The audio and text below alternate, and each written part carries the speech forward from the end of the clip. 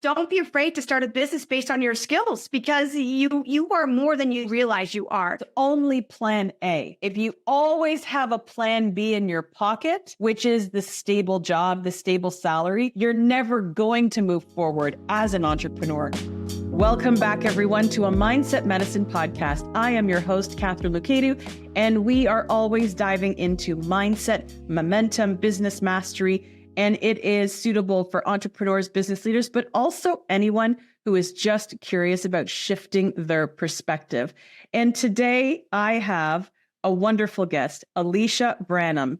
And I'm going to give you a little information about Alicia, and then we are going to dive in with our very first question. So Alicia, thank you so much for joining me today.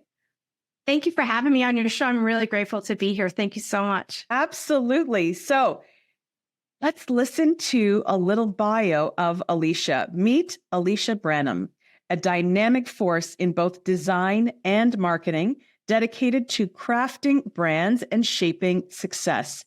With over 25 years of experience as a creative and as a communication director, Alicia brings a wealth of knowledge and expertise to every project she undertakes, but her impact goes beyond the business realm.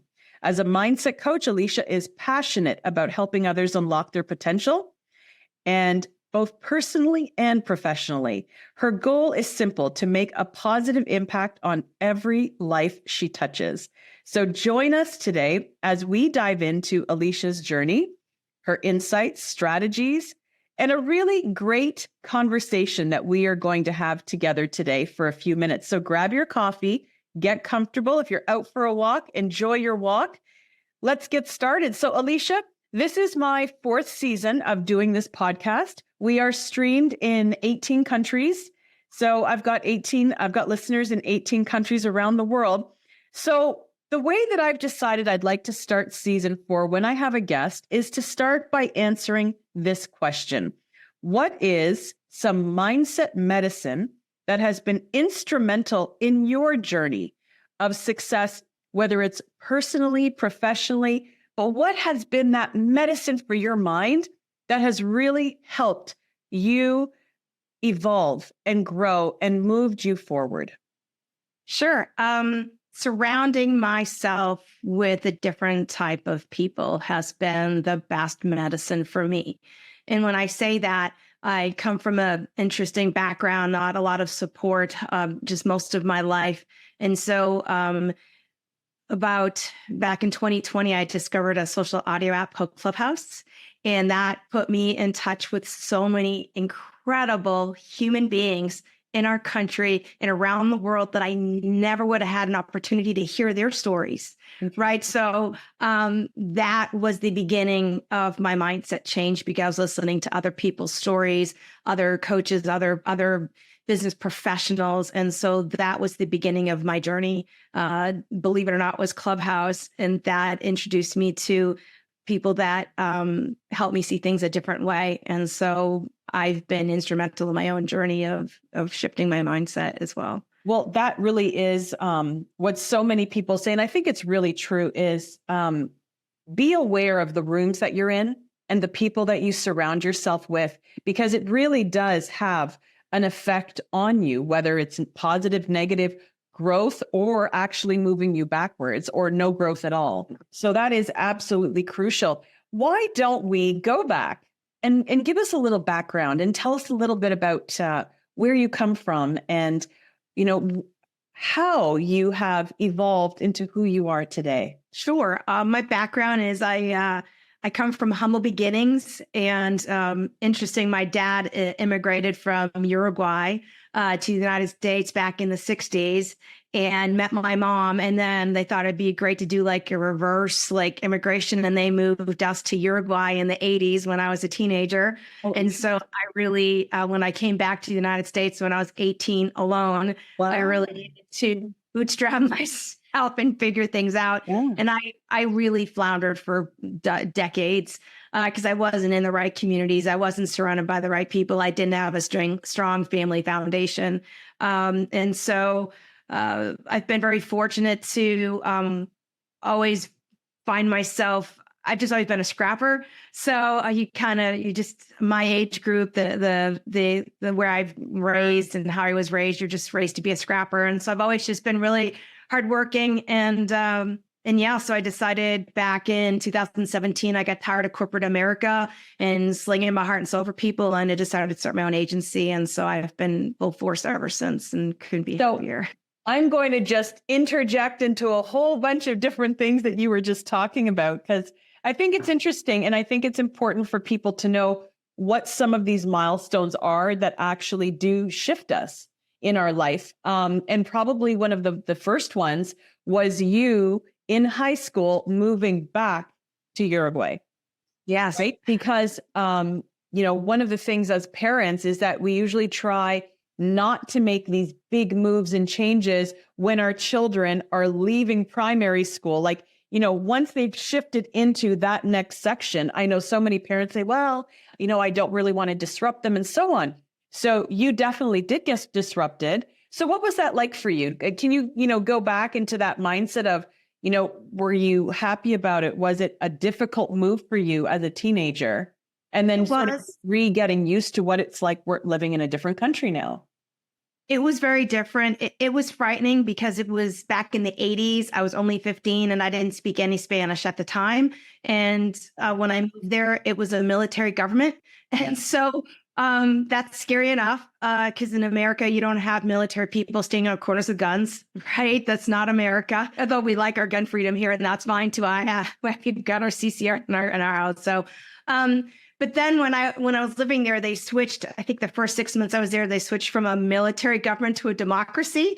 And the three political parties were the Democrats, the Socialists, and the Communists. So as a 15-year-old with no worldly experience, I'm seeing people vying for their political parties, people with the hammer and sickle flag with their trucks driving down the road, thinking to myself, where on earth did y'all bring me to?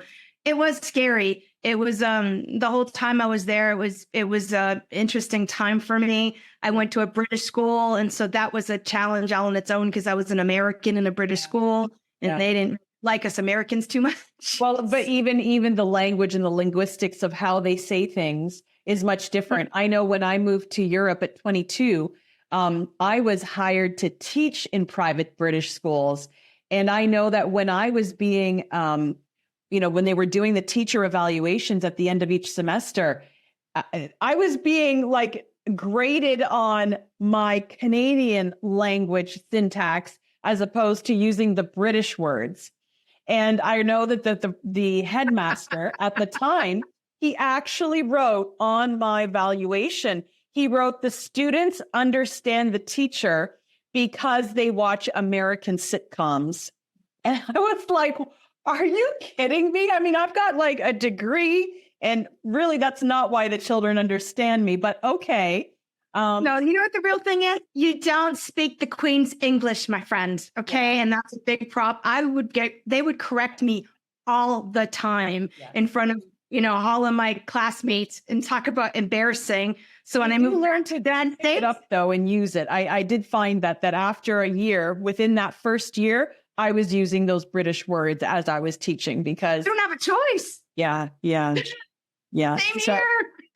Yeah. So true. So you managed to get through high school and then you decided, did you know that when high school was done, you were going to go back to the US? Had you made your mind up?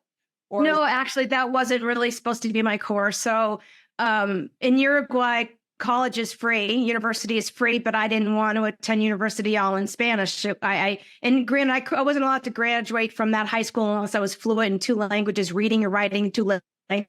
Right. We're just having an oral exam on Macbeth in Spanish. You know that.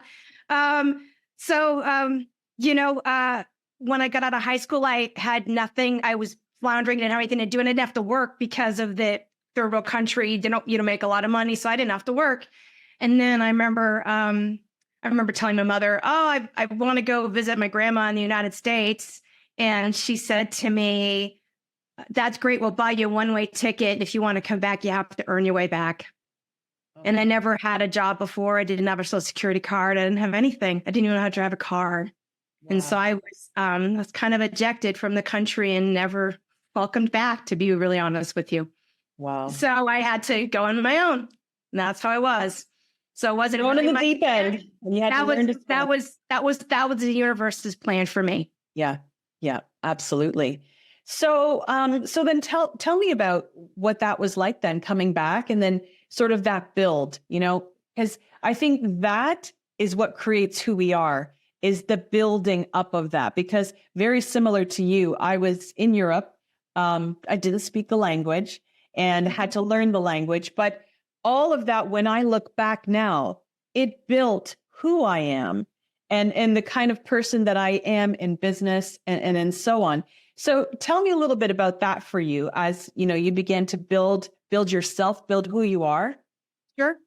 I think the opportunity to live overseas, if anyone has that opportunity, regardless of how old you are, you should try it out. Yeah. It will open your eyes to the rest of the world. So I'm grateful for the opportunity that I had to live in another country, go to a British school, go to school with people from all over the world. Okay. I got to be in different people's homes and cultures, from Pakistan to Brazil to, to Ireland to you name it. Right. I was very, very fortunate. And because of that, and because I learned to speak Spanish in that country, I speak like a South American. So when I travel, I sound like a South American. No one knows I'm from America. It's kind of cool sometimes, as I find it to be a secret power. Yeah. But I think the best part of what gave me grit when I came back was I never had a backup or a place to go rest my head if things got bad. I just had to keep going forward. And I realized that my experiences overseas taught me that the world is really big. And so I wasn't afraid to make bigger moves. Like, even though when I came back to the United States, I'm originally from New Hampshire. So I went right back to New Hampshire, went to grandma's house, right? Because that's where I asked to go. Yeah. Went to grandma's house. Grandma was crazier than my mother. So that didn't last long. But, from there, I ended up moving, later to, California, South Florida, the Carolinas, now I live in Utah, right? So it gave me, I didn't have that fear of moving like other people might be afraid to leave their city or state that they were raised in. I didn't have those fears. When I travel, I love traveling overseas. I'm not typically afraid when I'm overseas. I love to explore and see other cultures and people. And so I believe that my experiences overseas, just like I'm sure yours, really shaped who you are, and even just the gratefulness that you have as an individual for being a business owner, an entrepreneur, or the things that you have, or how easily a woman can be a business owner and a homeowner and all of these things in America. Yes, it's so true. So let's start adding a little bit of insight here to the listeners who are listening. So whenever you definitely would, I believe, you probably got stuck in challenges many times along the way. What do you think it was that you were able to pull yourself out of those challenges as they would happen? And did the way you do it change over time as you were getting older and more experienced? So in all earnest to your listeners, in all honesty, I will say that I believe that my biggest change has been over the past 2 to 3 years of my life. And I'm 55. So it took me all this time to be woke, to be able to eat things. Okay. And people don't walk around talking about childhood trauma and abuse and this, that, this. These aren't things. And, ghosting and all these terms that are out these days. That wasn't out when we were growing up. I know. So it's been a really growth opportunity for me to delve into this part of me. And I know I go back to Clubhouse because I remember being in a Clubhouse room and there was a behaviorist in that room that would bring grown men to tears. So they would talk about, like, she would nail down, like, what was your real issue? It always stemmed from some child, something. Yes. And I'd be in those rooms on Fridays on my knees crying. This woman was like touching every hot ticket and knee in 3/4 of the audience. And so those opportunities for growth really helped to shape me. Even as a business owner, when I first started, it was just me. And now I've got 4 US employees, right? And I realized that I bring my trauma into my business and my trauma-filled reactions that I was programmed when I was a child that I didn't ask for. Mm-hmm. All that has part of been my growth journey. That's been, I guess, my superpower has been realizing that other people, unbeknownst to me, when I was young, whether it be a parent, a teacher, a nun. I went to Catholic school. So planted things in our head and our subconscious that we didn't ask for. And so if you find yourself going, man, why does that person get on my nerves? Why does that irritate me so much? There's more to it. Yeah. I've learned to pause, take some deep breaths, right? And then look and understand why, and then not let myself get carried away by those emotions. That has been my biggest superpower, honestly, in growth, because I did flounder for decades, thinking this was life, right? Not realizing that I could say, I could push my parents to the side, say, you're not great in my circle, right? I could push people that weren't on Team Alicia, right? There are people in your life that you think are on your team, but they never encourage you. They're always down on you. Oh, you can't do this, you can't do that.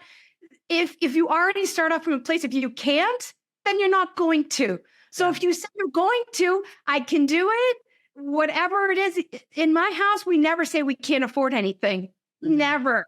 Right? We never say we can't do the thing, because you already cut yourself up at the knees by doing that. And all this information and all knowledge I've gained that has helped me really crush my game over the past couple of years. And so for anyone that's listening that's older and you're thinking, maybe it's too late for me, so it is just the beginning of the best part of your life.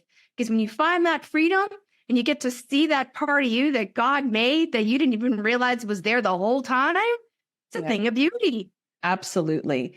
It's amazing, the stories and the narratives that we create in our minds based on experiences and traumas and everything that have happened.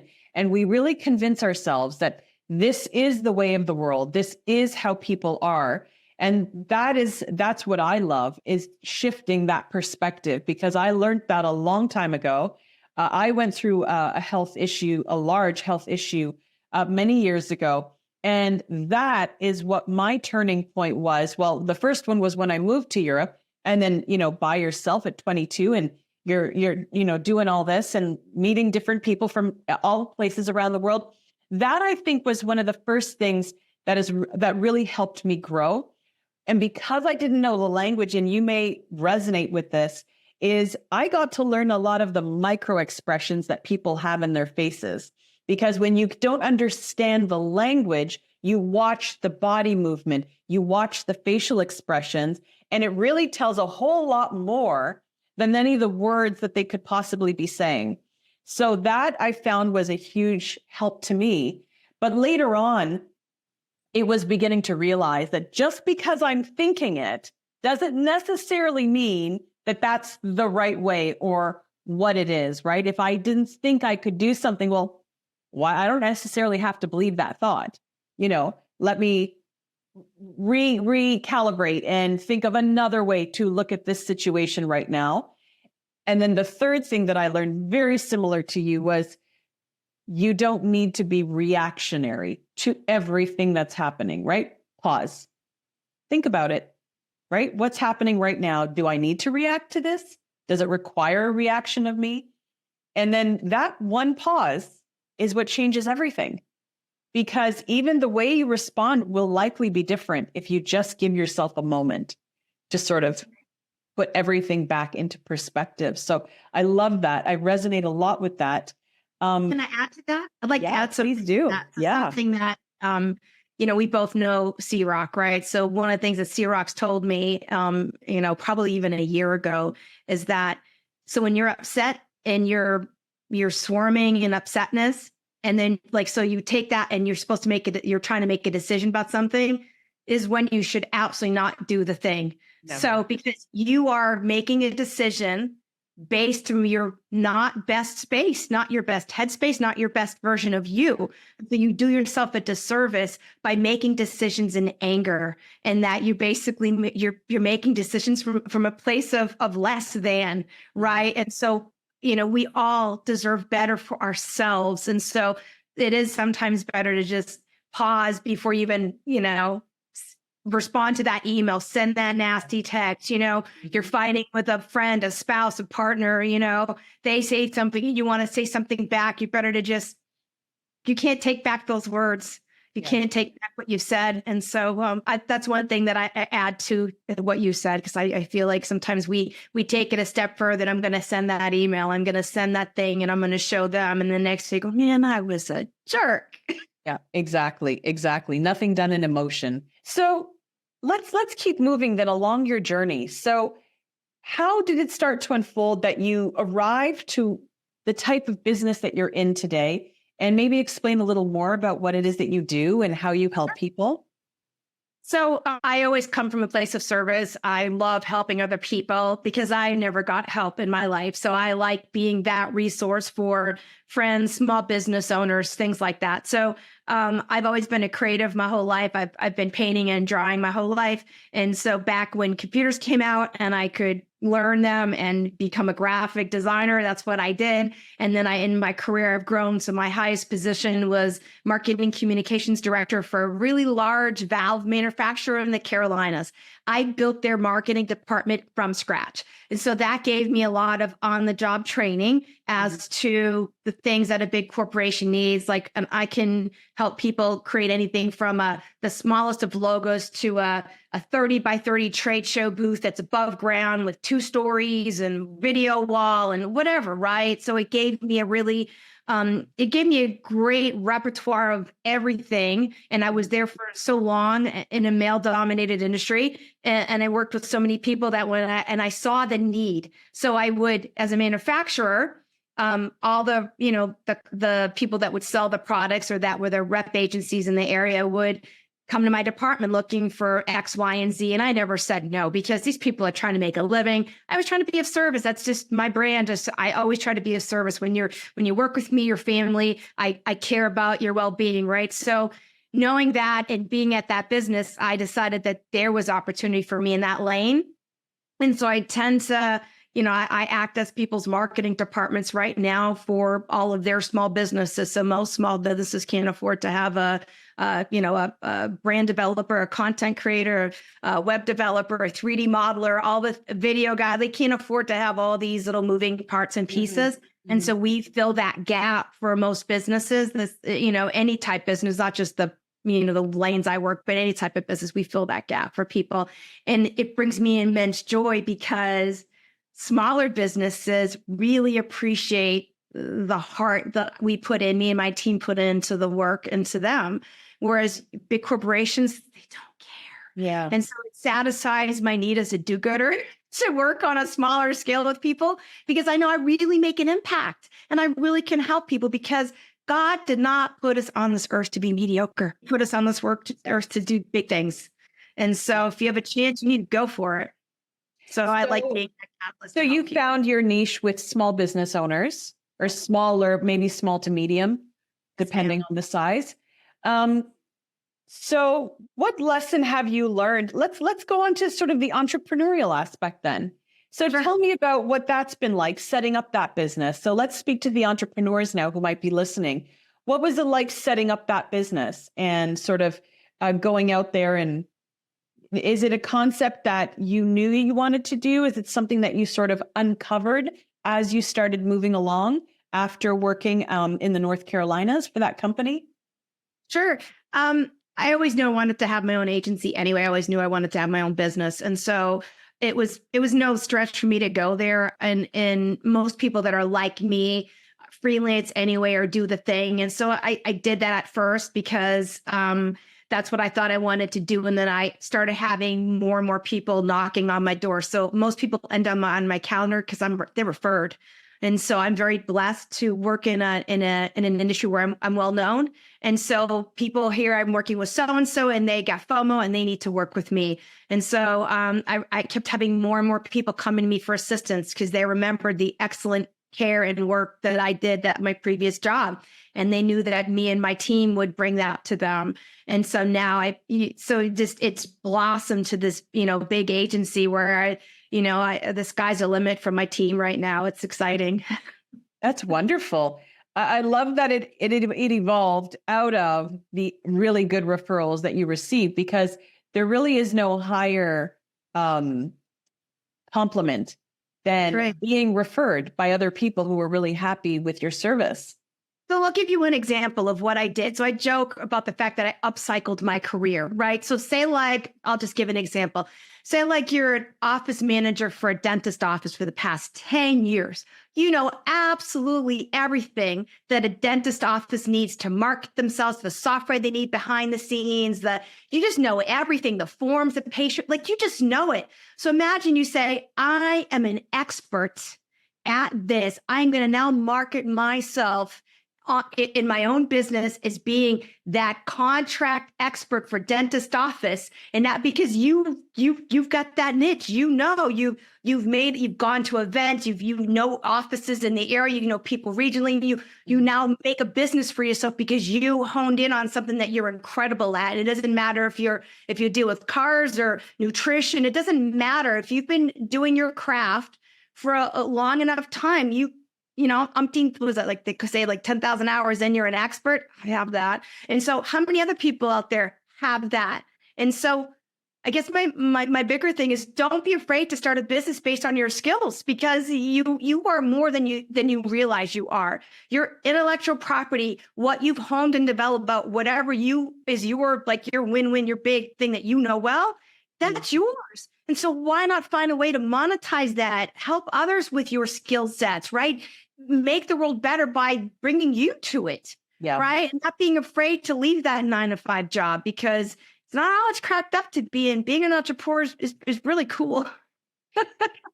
Well, there's always, I know I coach entrepreneurs and business leaders, and typically the biggest fear is moving away from the stable salary, right? The consistency of the money coming in all the time.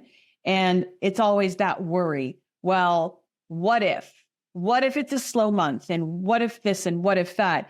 But it kind of goes back to one of the first things that you said when we started this podcast is, and I imagine that you probably brought it with you through life, is there's only plan A.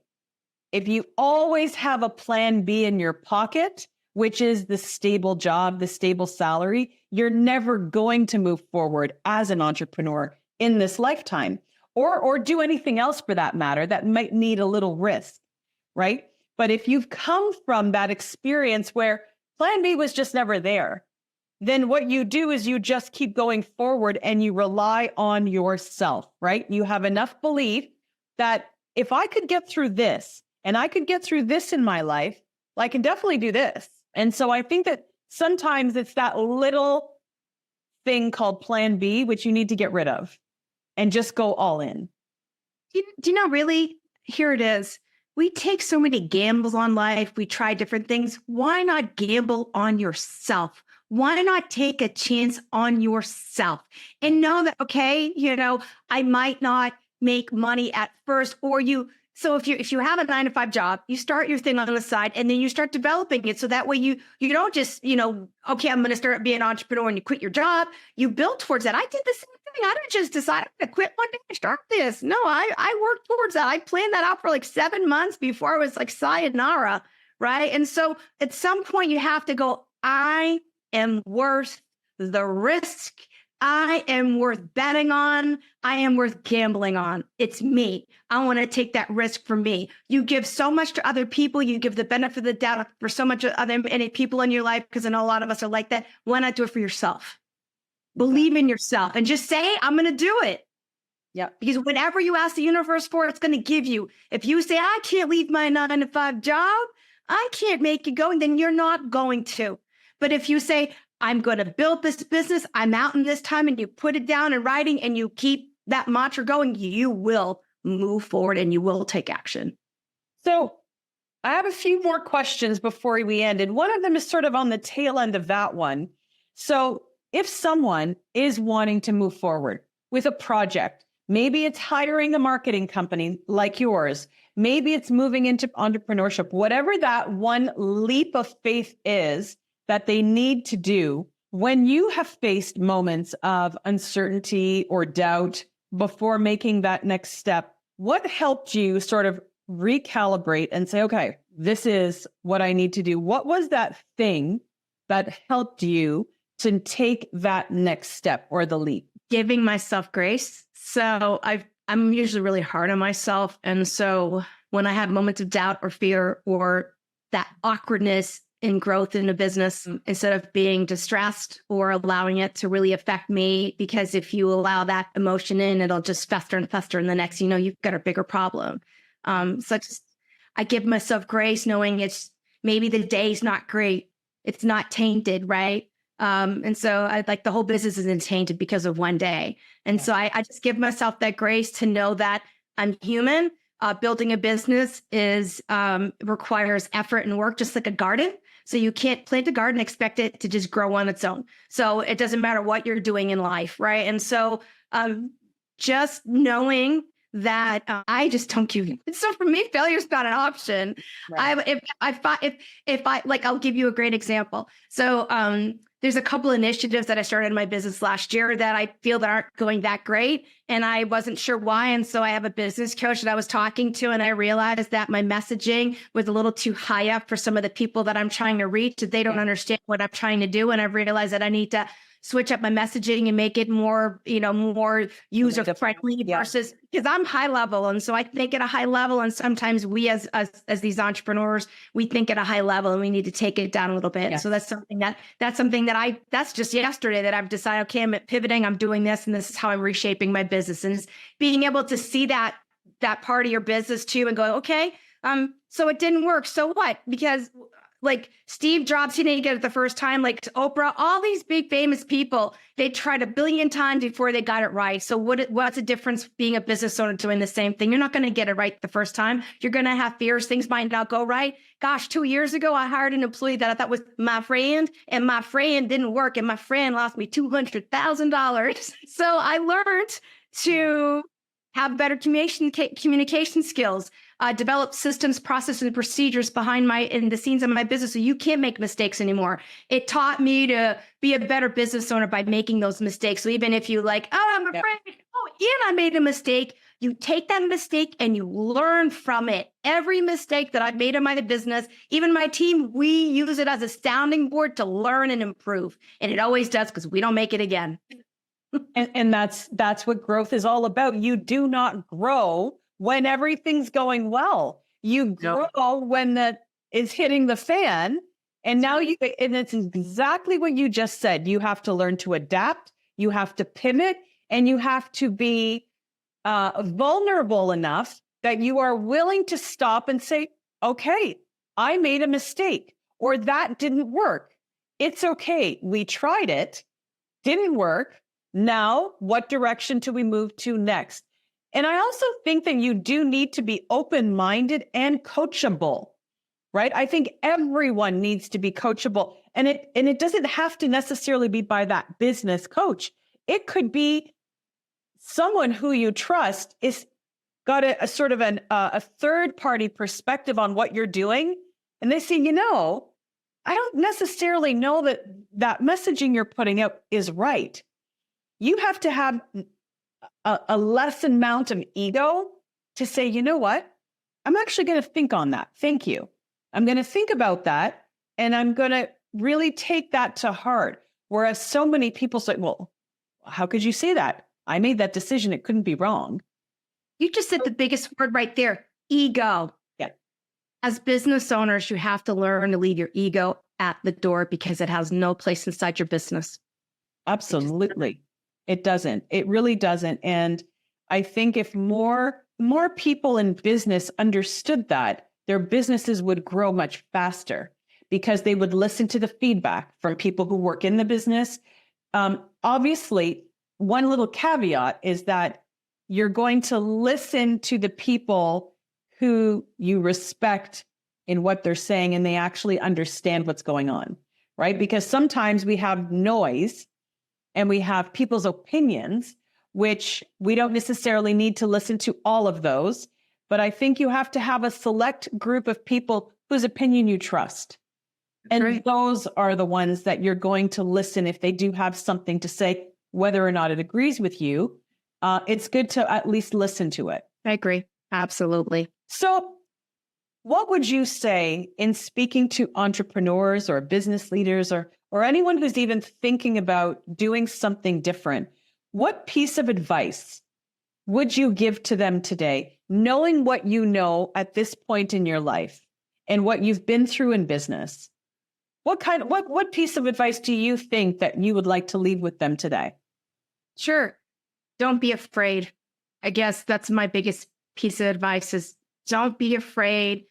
If you have a passion inside you to build something, take that leap and do it. There are plenty of people at every stage of an age of their life that are building great, incredible things, right? And so if you have a passion, don't be afraid to take that leap. And if you're looking for resources to take that leap, then whatever you're trying to take a leap into, start surrounding yourself with people inside of those circles and those arenas where you need to be, so you can start getting more and more familiar with that. So that way you have that comfort level and you have other people you can talk to inside of those communities where you need to be, right? Don't be afraid to take that next step. It's, I made this business out of necessity at first, and now it's a calling, right? It's a calling to serve. And it was always a calling to serve, but now it's an even bigger calling to serve because I realized the impact of what my business can do, not just for the clients that I serve, but what they can do inside of their communities, right? Because I preach philanthropy and doing good, with my clients, and I encourage them to donate and give back inside their communities. So imagine the impact that your incredibleness can have on this world if you're just not afraid to take that step. People need you. People need you. They do. They absolutely do. Authentic, real people, and not fake, big, huge corporate America. People want to do business with people they know and trust. And so that could be you. So have faith in yourself and don't be afraid and go. Love it. Very, very good. So my last question to you then is for you. What's next for you? I'm fine-tuning my messaging in my business, honestly. But I actually have a podcast I'm going to be starting this year called The Alicia Branham Show. I'll be talking about, marketing AI and mindset matters, but mostly marketing and AI, because I believe AI is absolutely fascinating and we're embracing it in my industry and my business, because I'm not going to be left behind, and I'll make sure the people that are in my circle will not be left behind. Right. So that's definitely something that we're doing. And also building a training platform to educate people on building their personal brand on LinkedIn. And I know that's a very specific channel, but a lot of the people that I serve are business to business. And so, I deal with a lot of salespeople that are not harnessing the power of being online, and in particular being on LinkedIn. And so I have all these training programs that I've been developing to serve the needs of those people. And so those are the two big things I'm doing this year. That's awesome. That's amazing. Well, this has been wonderful. Thank you for coming on today. And where can people find you? Where can they reach out to you? Where would be best? Sure. You can find me on Instagram under The Real Alicia Branham. Also, you can go to my website, aliciabranham.com, ALICIABRANHAM.com, and reach out if you have any questions, you want help. If you have a question about anything I said, I'm very transparent. If you're another person that had reverse immigration to the United States, I'd love to hear from you because I find it to be odd. So that's how you get a hold of me. Oh, wonderful. And thank you all for listening to this episode this week. Follow along, subscribe, share it if you happen to know of someone who would find anything that we talked about today interesting. We'd love to hear your feedback. All right. Well, thank you, everyone. And I'll see you again next week. Bye for now.